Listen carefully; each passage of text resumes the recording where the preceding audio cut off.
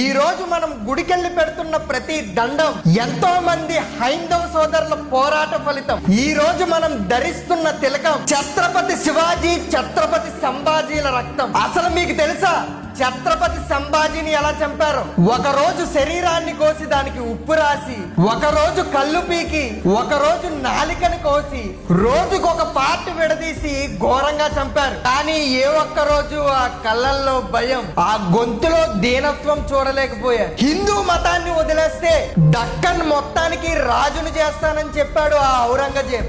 అయినా సరే స్వరాజ్య లక్ష్యం, స్వధర్మ కాంక్షతో 11 రోజులు చిత్రహింసలు భరించి స్వర్గం పొందారు. తన జీవితాంతం హిందూ ధర్మం, మరాఠ గౌరవాన్ని కాపాడిన మహానాయకుడు సంభాజీ మహారాజ్. ధైర్యం, అసాధారణమైన త్యాగం, దేశభక్తి, వారి పోరాట స్ఫూర్తి ఫలితమే ఈ రోజు మన సంస్కృతి ఇంకా బతుకుండడానికి ఏకైక కారణం. అలాంటి ఛత్రపతి సంభాజీ మహారాజ్ జీవిత చరిత్ర సినిమాగా తెరకెక్కింది. సినిమా పేరు చావా. చావా అంటే సింహం బిడ్డ అని అర్థం. వెళ్ళి చూసి మన చరిత్ర, మన ధర్మ గొప్పతనం, మన వీరత్వం, మన పరాక్రమం గురించి తెలుసుకోండి. బోలో ఛత్రపతి శివాజీ మహారాజ్ కి, ఛత్రపతి సంభాజీ మహారాజ్ కి జై.